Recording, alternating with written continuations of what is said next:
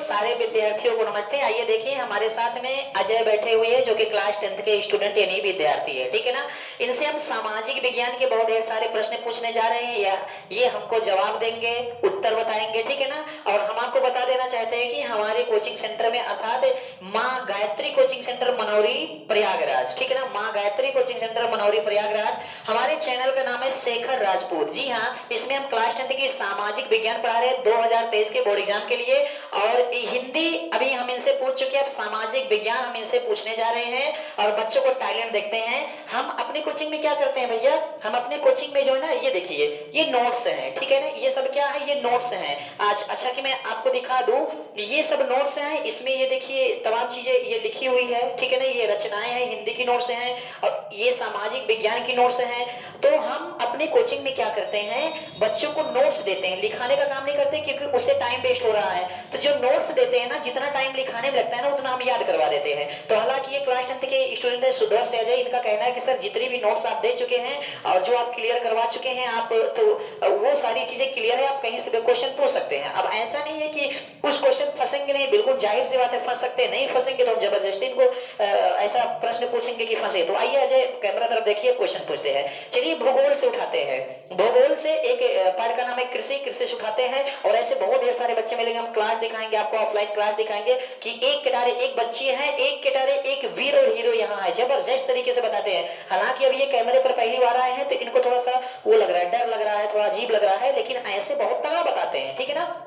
चलिए हमारा प्रश्न समाप्त होने के बाद ही आप उत्तर बोला करिए ताकि लोगों को सुनाई दे। ये बताइए भारत की महत्वपूर्ण रोपण फसलें कौन कौन सी हैं? चाय, कॉफी, रबर, गन्ना, केला। चाय, कॉफी, रबर, गन्ना, केला। भारत में 4 रबी की फसलें कौन है? चना, मटर, सरसों, गेहूं, जौ। हाँ, रबी का मतलब क्या होता है? गर्म, ठंडी मौसम, ठंडी का मौसम। 4 खरीफ की फसलों का नाम बताइए। चावल हो गया, मक्का हो गया, ज्वार, बाजरा, उड़द, मूंग, कपास। अरे बड़ा ज्यादा बोल जाएगा, हम 4 बताते हैं, ढेर बोल, कोई दिक्कत नहीं। ये बताइए रोपण कृषि की 2 विशेषता क्या है? यह रोपण के व्यापक क्षेत्र में की जाती है, अर्थात दूर क्षेत्र, दूर तक। हाँ हाँ हाँ। और रोपण कृषि के लिए अधिक पूंजी एवं अधिक परिश्रम की आवश्यकता। बिल्कुल सही है। किसी एक पेय पदार्थ का नाम बताइए जो वर्णन कीजिए थोड़ा सा। चाय एक महत्वपूर्ण पेय पदार्थ है, अर्थात पीने वाला पदार्थ है। चाय की खेती के लिए जलवायु ढला क्षेत्र में की जाती है चाय की खेती। हाँ। इसकी खेती के लिए वर्ष भर एक समान वर्षा की आवश्यकता है। चाय एक उष्ण और कोर परिवर्ती मसाला है। चाय की खेती के लिए 20 से 30 डिग्री सेंटीग्रेड तापमान की आवश्यकता होती है। चाय खेती के वर्ष भर एक समान वर्षा की आवश्यकता होती है क्योंकि ताकि इसकी पत्ती मुलायम एवं कोमल रह सके, ताकि इनका विकास आसानी से। अच्छा, चाय ढलान क्षेत्रों में क्यों उगाई जाती है? ताकि इसमें पानी का निकास आसानी से हो गए क्योंकि अधिक पानी नुकसानदायक। अरे वाह क्या बात है। ये बताइए कि गेहूं क्या है, खाद्य फसल है ना, तो गेहूं का थोड़ा विस्तार कीजिए कैमरे में देख के। गेहूं भारत का प्रमुख खाद्य फसल है। गेहूं उत्तर तथा उत्तर पश्चिमी क्षेत्र में उगाया जाता है। गेहूं मुख्यतः दो क्षेत्रों में उगाया जाता है, गंगा नदी मैदान तथा दक्कन के पठार में। हाँ आराम से बताइए। हाँ, इसके अलावा यहाँ अनेक राज्यों में उगाया जाता है, जैसे बिहार, हरियाणा, पंजाब, राजस्थान, उत्तर प्रदेश, मध्य प्रदेश। बिल्कुल सही है, बिल्कुल सही है। नेक्स्ट क्वेश्चन आपसे पूछते हैं कि गन्ने की खेती का विस्तार पूर्वक वर्णन कीजिए। गन्ना एक उष्ण और उपोष्णकटिबंधीय फसल है। गन्ना एक रोपण की फसल है। गन्ने की खेती के लिए 21-27 डिग्री तापमान की आवश्यकता होती है। गन्ने को किसी भी प्रकार की मिट्टी में उगाया जाता है। हाँ, जैसे तमाम पहले पूरा सुन लीजिए। हाँ हाँ बताइए। गन्ना को किसी प्रकार की मिट्टी में उगाया जा सकता है। गन्ना को बुआई से लेकर कटाई तक अधिक पूंजी एवं अधिक परिश्रम की आवश्यकता होती है। जिस क्षेत्रों में वर्षा कम होती है उन क्षेत्रों में अधिक सिंचाई की आवश्यकता होती है। जैसे गन्ना उत्पादन हरियाणा, पंजाब, कर्नाटक, उत्तर प्रदेश, राजस्थान, हाँ आदि राज्यों में उगाया जाता है। तो ये बताइए कि कितने डिग्री सेंटीग्रेड पर होता है गन्ना? हाँ? 21 से 27, ठीक है ना।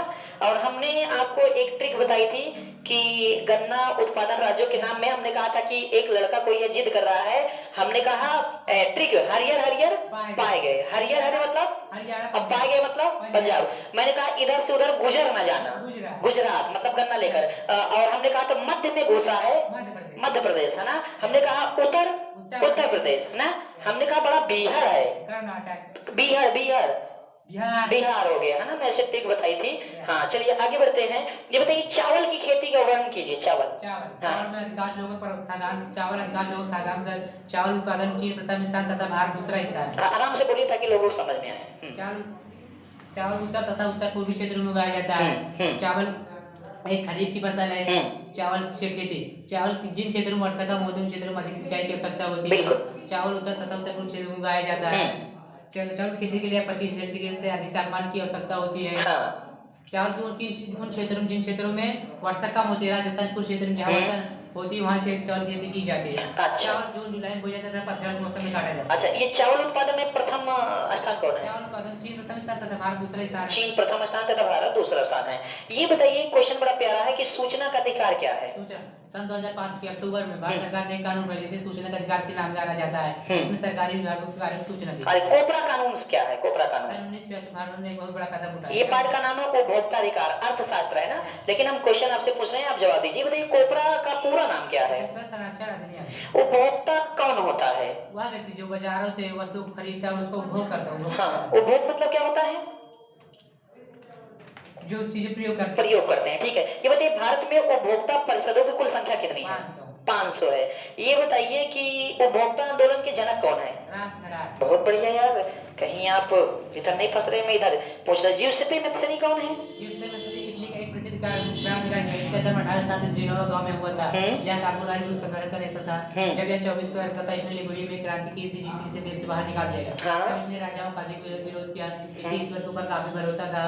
इसने एक पुस्तक की रचना की जिसका नाम था ड्यूटी जबर। इसने एकता, स्वतंत्रता, विश्वास, कल्याण आदि पर बल दिया। हाँ, बड़ा स्पीड में बता रहे हैं, ठीक है। ये बताइए बाल्कन क्षेत्र को यूरोप में बारूद का ढेर क्यों कहा जाता है? 1890 से लेकर 1914 के बीच पूरे यूरोप में अशांति, अराजकता, अव्यवस्था का माहौल बना रहता था। एक राजा दूसरे राजा से युद्ध करने के लिए हमेशा तैयार रहता था। 19वीं शताब्दी में बाल्कन क्षेत्र प्राय टर्की के अधीन था। कब युद्ध होना शुरू जैसी कोई संभावना नहीं रहती थी और टर्की और उसका तनाव बढ़ता चला जा रहा था। बहुत बढ़िया, काफी अच्छा है। तो ये बताइए कि थोड़ा सा पूछेंगे फ्रांस की क्रांति के, कोई बताइए फ्रांस की क्रांति कैसे क्या हुई? हाँ, फ्रांस की क्रांति 1789 फ्रांस में क्रांति हुई जिसकी वजह से के शासन काल का अंत हुआ। इसका शासक लुई सलावा था। इसकी वजह से लोकतंत्र की स्थापना हुई। हाँ, इसके निम्न कारण थे। कौन कौन कारण थे निम्न में? मध्यम वर्ग का उदय। हाँ बोलिए, सही है। का उदय, मजदूर दयनीय स्थिति, बिल्कुल, दयनीय स्थिति, स्वतंत्रता पर प्रतिबंध, आम जनता की दयनीय स्थिति, और पहली हेडिंग क्या है? आ से है आयोग शासक, आयोग और कर्तव्य और जिद्दी शासक। अच्छा, तो आयोग शासक की टिप्पणी बताइए क्या है? आयोग शासक की, फ्रांस की क्रांति के समय लोरेंस का शासन था जिसका शासक लुई सलावा था। यह एक कर्तव्य और आयोग और जिद्दी शासक था। इसको जनता की कोई फिक्र नहीं थी, हमेशा निजी वाला अपने निजी वाले बारे में सोचता था। इसने जनता के प्रति कोई अच्छा काम नहीं, इसलिए जनता इसके हमेशा खिलाफ रहती है। मध्यम वर्ग क्या है? मध्यम वर्ग औद्योगिक क्रांति होने के कारण मध्यम वर्ग का उदय हुआ। इसमें छोटे उद्योगपति आते थे। इसके अलावा डॉक्टर, वकील और अध्यापक आते थे। बहुत बढ़िया। इसके अलावा निम्न पदों पर कार्य करने वाले थे। विचार, अच्छा, विचार प्रचार प्रसार हुआ। क्या बात है यार, विस्तृत क्वेश्चन भी बता रहे। आम जनता की दयनीय स्थिति के बारे में क्या कहेंगे? लोरेंस के शासनकाल के समय आम जनता उच्च अमीर लोगों कर दयनीय स्थिति बहुत अच्छी थी। इनका जीवन यापन बहुत अच्छा, आसानी से और अच्छे प्रकार उसी आम जनता की दयनीय स्थिति इतनी खराब थी कि वह भोजन के लिए भी तरस जाते थे। क्या बात है। मजदूर वर्ग की दुर्दशा के बारे में क्या बताएंगे? लोरेंस के शासनकाल में मजदूर वर्ग की दयनीय स्थिति बहुत खराब थी। मन चाह काम दिया जाता था, काम करने का समय निश्चित नहीं था। इनको पैसा कम दिया जाता था, काम अधिक लिया जाता था।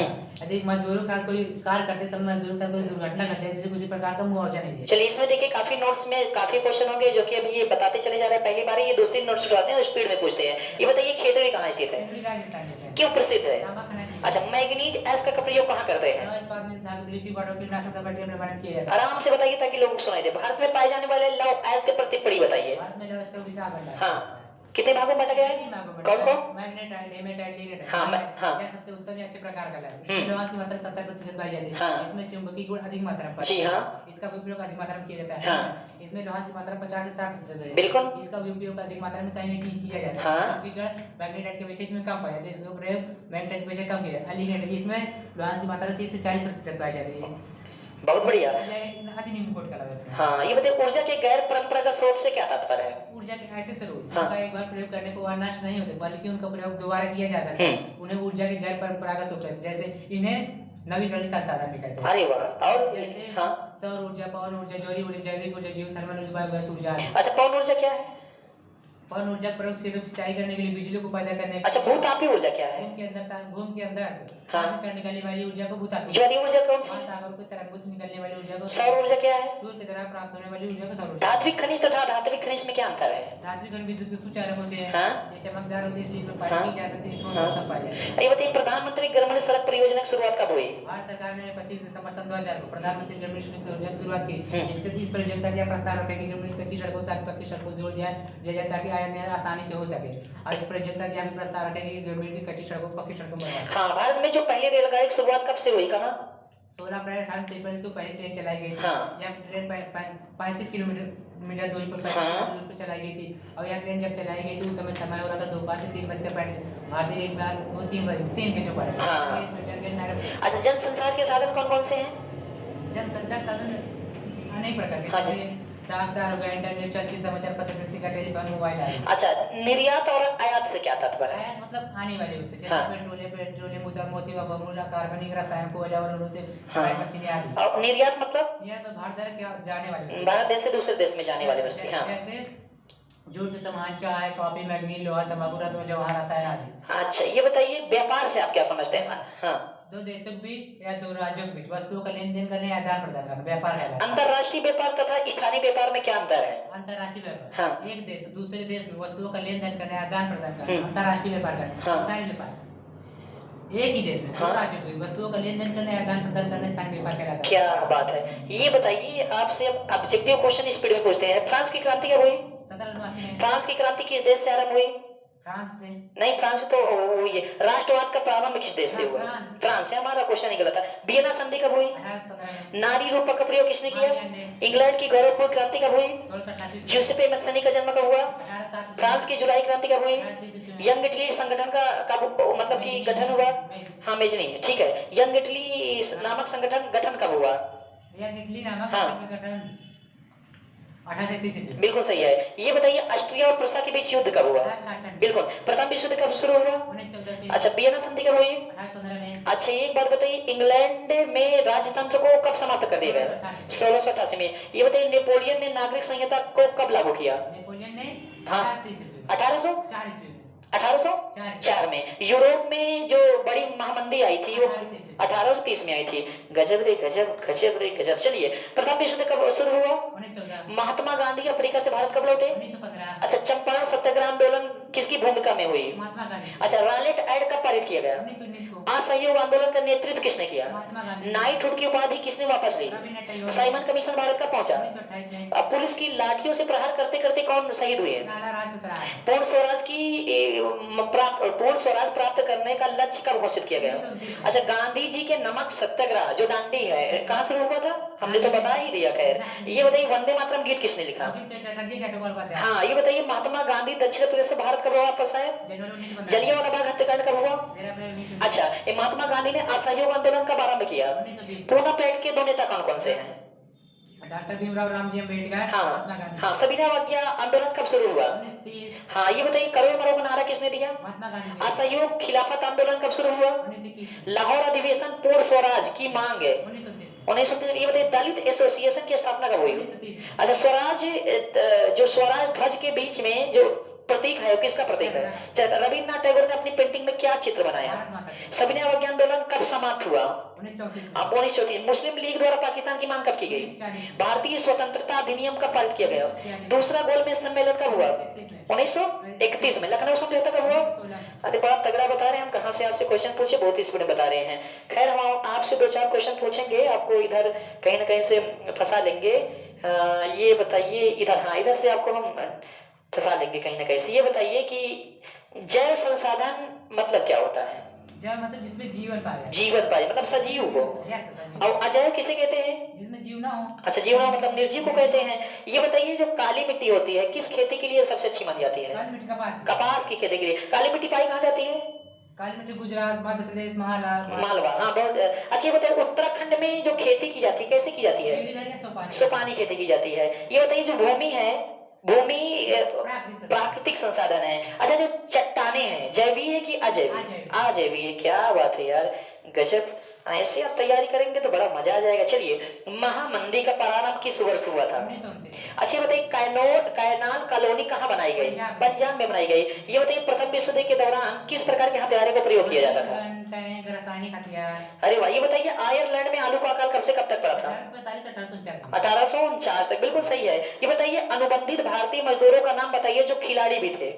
शिवनारायण चंद्रपाल, राम नरेश सरवट। बहुत बढ़िया। ये बताइए कि भारत में चीता लुप्त होने की घोषणा कब की गई? 1952। अच्छा, संकटग्रस्त जातियों से क्या तात्पर्य है? ऐसी जाति जिनकी संदर्भ विलुप्त होने की संभावना है, खतरा है, हाँ? जैसे काला हिरण, संगाई, भारतीय के लिए जाता है। अरे वाह, क्या बात है, बहुत बढ़िया बता रहे हैं। ये बताइए, बस एक दो क्वेश्चन और पूछते हैं, फिर बहुत हो गया, काफी अच्छा बता रहे हैं, 15 मिनट की वीडियो भी बन गई। ये बताइए, मुस्लिम के लिए अलग मतदान की मांग कब की गई? 1830 में मोहम्मद इकबाल। नहीं, मुस्लिम के लिए अलग मतदान की मांग कब की गई? 1930 में की गई। हाँ हाँ, ये बिल्कुल सही है। ये बताइए, एक क्वेश्चन और है यहाँ कि बहुत प्यारा क्वेश्चन है, बहुत प्यारा क्वेश्चन है, ढूंढ लेते हैं। चलिए, क्या पूछे, क्वेश्चन और पूछते हैं। चीन की क्रांति कब हुई? 1949। अच्छा, बार्लिन का समझौता कब हुआ? 1850 में। अच्छा, अनुबंध व्यवस्था को और किस नाम से जाना जाता है? अच्छा, ये बताइए कि संयुक्त राष्ट्र संघ का मुख्यालय कहाँ है? न्यूयॉर्क। कहाँ से आपसे पूछे? ये बताइए, अफ्रीका में किस बीमारी से अधिकांश जानवरों की मृत्यु हुई थी? पशु पीढ़ी के मलेरिया कह सकते हैं। हाँ, ये देखिए मेरे प्यारे प्यारे कक्षा 10 के विद्यार्थियों, ये क्लास 10 के अजय हैं जो कि सामाजिक विज्ञान के क्वेश्चन पूछ रहे थे। ऐसे बहुत ढेर सारे स्टूडेंट्स से आपसे मुलाकात करवाने वाले जो कि बहुत ही बेहतरीन जवाब देंगे। मतलब आपके पास 3 महीने बचे हुए हैं जिसमें आपको तैयारी करना है, बहुत तगड़ा तैयारी करना है। और ऐसे स्टूडेंट अगर बढ़िया तैयारी करेंगे तो जाहिर सी बात है आगे बढ़ेंगे, टॉप करेंगे, कुछ तरक्की जरूर करेंगे। और हालांकि ये होता है कि अभी ये पहली बार वीडियो बन रही है ना, तो थोड़ा डर लग रहा है। हालांकि ये होगा कि अभी समस्याएं आएंगी, कुछ अटकेंगे और डर बना हुआ है। ऐसे पूछते हैं तो बड़ा जबरदस्त बताते हैं। तो माँ गायत्री कोचिंग सेंटर जो कि ऑफलाइन भी चल रही है, क्लास ले सकते हैं, मनौरी प्रयागराज। चैनल का नाम है शेखर राजपूत। अगर इस चैनल को सर्च करते हैं तो हमारी वीडियो आएगी जो कि सामाजिक विज्ञान पढ़ाना शुरुआत कर दी है। अगर आपको अच्छा लगा तो उसके बाद जो हिंदी है या और सब्जेक्ट है उसको भी बढ़िया से पढ़ाया जाएगा। हमारा नाम चंद्रशेखर है और आप लोग बढ़िया से वीडियो पढ़ना शुरू कर दीजिए, बच्चों को शेयर करना शुरू कर दीजिए, चैनल को शेयर सब्सक्राइब लाइक करना शुरू कर दीजिए। और ये जो नोट्स है ना, ये जो मैं आपको दिखा रहा था, ये देखिए, ये ऐसी कम से कम बहुत ढेर सारी नोट्स है जो कि हर सब्जेक्ट्स की है। तो अगर आप लोग बेहतरीन पढ़ते हैं तो ये जो नोट्स है ना, ये जो भी नोट्स है, हिंदी की रचनाएं हो गई या तो फिर ये जीवन परिचय हो गया, ठीक है ना, और इधर ये संस्कृत के प्रश्न उत्तर हो गए, ये देख सकते हैं संस्कृत के प्रश्न उत्तर हो गए संस्कृत के। तो ऐसे करके ये सामाजिक विज्ञान की बहुत ढेर सारी ये नोट्स हैं, ये हेड राइटिंग की नोट्स हैं, ये सारी नोट्स आपके पास पहुंच जाएगी। नेक्स्ट वीडियो में हम आपको नंबर देते हैं, उस नंबर को कमेंट में भी लिख देंगे अपना नंबर, व्हाट्सएप नंबर, उस पर आप लोग कमेंट करिएगा और नंबर आपका किसी के पास नहीं जाएगा, केवल मेरे पास आएगा। और व्हाट्सएप नंबर दीजिए, मैं उसको ऐड करके सबके पास जो है आपको मैसेज कर दूंगा। ये नोट्स पूरी फोटो खींच के पीडीएफ बना के आपके पास भेज दूंगा। आप बढ़िया तैयारी कर लीजिए, आपके पास ज्यादा टाइम भी नहीं बचा है। ओके दोस्तों, thank you thank you thank you. आप कुछ बोलेंगे और नमस्ते कर लीजिए। क्या नाम है आपका? अजय कुमार। कहाँ से आ रहे हैं? सुधवर से आ रहे हैं। कौन सी क्लास में पढ़ रहे हैं? 10th class. अच्छा, कौन सी कोचिंग सेंटर में? माँ गायत्री कोचिंग सेंटर। अच्छा, टीचर कैसे हैं यहाँ? बहुत अच्छे। कौन कौन सर हैं यहाँ? चंद्रशेखर सर है, संदीप सर है, पंकज सर है, मौसम सर। वहाँ कई टीचर हैं, बहुत बढ़िया। थैंक यू दोस्तों। ओके, पढ़ाई होती है। अरे बस करो तारीफ ना करो।